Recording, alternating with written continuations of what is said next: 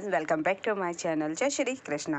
महाभारत के महायुद्ध में कर्ण जैसा पराक्रमी योद्धा शायद ही कोई दूसरा था। सूर्यपुत्र, दानवीर और दुर्योधन का अटूट मित्र, लेकिन उनके हृदय में एक गहरा द्वंद्व हमेशा चलता रहता था। युद्ध के 11वें दिन के बाद जब भीष्म पितामह बाणों शैया पर लेट चुके थे और गुरु द्रोणाचार्य सेनापति बने, तो कर्ण उनके शिविर में पहुंचे। वहां वह संवाद हुआ जो अंगराज कर्ण को झंझोर कर रख दिया। एक ऐसा रहस्य जो उनके जन्म, निष्ठा और भाग्य से जुड़ा था। चलिए जानते हैं।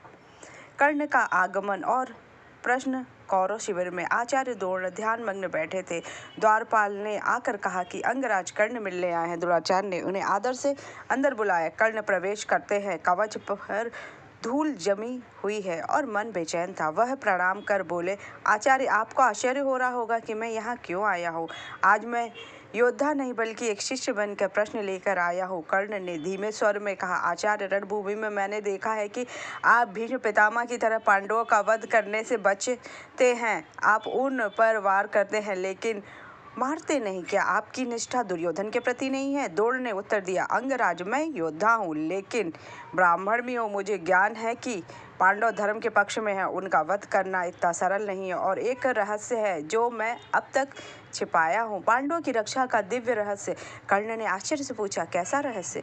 यदि युद्ध से जुड़ा है तो छिपाना दुर्योधन ने से विश्वासघात होगा। द्रोणाचार्य ने गहरी सांस ली और बोले, क्या तुम जानना चाहते हो कि पांडव वास्तव में कौन है? उनके प्राणों की रक्षा स्वयं कौन कर रहा है? कर्ण की आंखें फैल गई। उन्होंने कहा, क्या आप कहना चाहते हैं कि श्री कृष्ण उनके रक्षक हैं?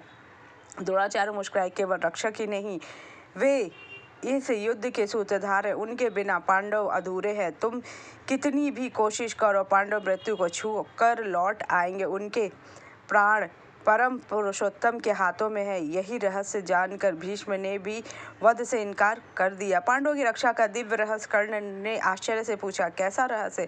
यदि युद्ध से जुड़ा है तो छिपाना दुर्योधन से विश्वासघात होगा। द्रोण ने गहरी सांस ली और बोले, क्या तुम जानना चाहते हो कि पांडव वास्तव में कौन है? उनके प्राणों की रक्षा स्वयं कौन कर रहा है? कर्ण की आंखें फैल गई। इस उत्तर को जानने कर्ण का हृदय कंपित हुआ। आचार्य द्रोण की बात सुनते ही कर्ण का हृदय कांप उठा। हुआ बोले, तो क्या युद्ध का परिणाम पहले से तय है? मेरा पराक्रम व्यर्थ है? दुर्योधन और मेरी निष्ठा का क्या होगा? द्रोण मौर्य फिर बोले, अंगराज, युद्ध शस्त्रों से नहीं वचनों से तय होगा। याद करो, कुंती के सामने तुमने क्या वचन दिया था?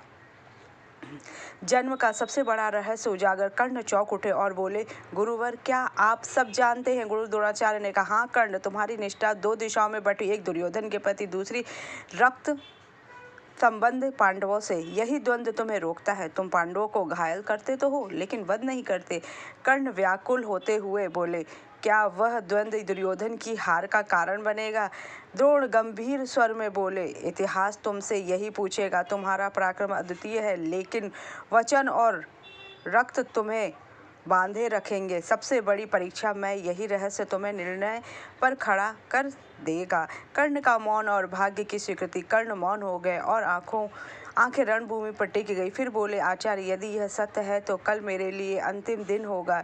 या तो मैं द्वंद्व समाप्त करूंगा या मुझे मृत्यु होगी। आचार्य द्रोण ने गहरी सांस से देखा। सूर्यपुत्र, कल का सूर्य युद्ध और भाग्य दोनों का निर्णय करेगा। तुम दुर्योधन के लिए लड़ रहे हो लेकिन कल जानोगे कि वास्तव में किसके लिए। आचार्य द्रोण ध्यान में लीन हो गए और कर्ण चुपचाप बाहर चला जाता है।